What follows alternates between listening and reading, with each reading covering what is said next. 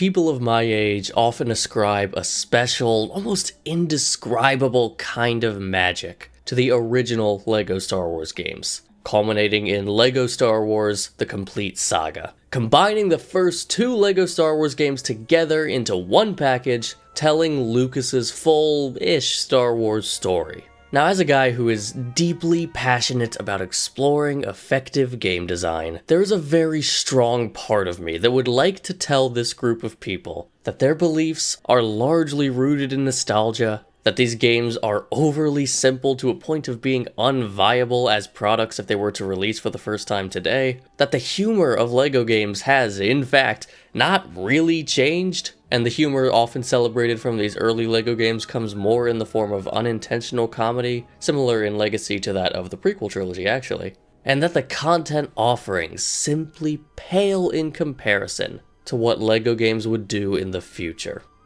Unfortunately for my credibility as a reliable source of video game analysis, this game came out when I was 8, so I will now be telling you why LEGO Star Wars: The Complete Saga is one of the greatest works of art we have yet created as a species. The LEGO games have never been sold as systemically rich experiences, and obviously can't really claim to be narratively rich, in the conventional sense at least.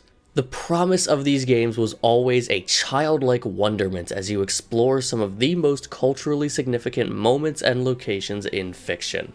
And to that end, the aggressively simple gameplay experience of the Complete Saga actually complements the game very well. There is almost nothing distracting you from the pure joy of playing as a cool Star Wars character in a cool Star Wars location.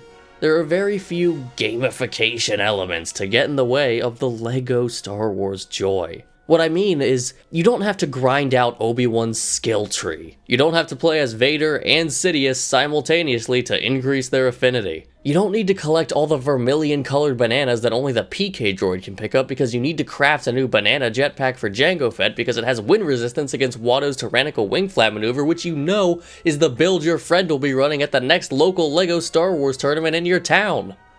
I knew I liked run-on sentences, but my goodness. We are here to enjoy LEGO and Star Wars first and foremost, and I believe that if they diverted their focus to more video gamey elements, the package would not have the lasting legacy that it did.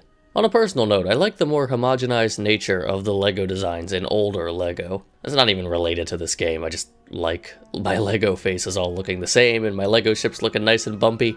Watching the sets build out as you collect mini-kits is so satisfying thanks to the all-time classic sound design of this game. All of these elements, the simplicity, the liberty, the great sound design, the simple humor, when you put it all together, it's no wonder this game was utterly captivating to children who played it. Maybe it comes off as an insult if I were to suggest that a game seems to be designed to be effective almost exclusively with children, but children need games to play too. Not everything is made for me and you. It's just that if a children's game is going to get this high on my list, then it definitely helps if I, played it as a child. But that also means it's pretty easy for a video game illiterate parent to jump in and play with their kid too. I know some people think we're speeding into a world where pretty much everyone has some level of video game literacy, but we're not there yet, and we certainly weren't in 2007. Simple and rough around the edges as it may be, this game's success was no fluke.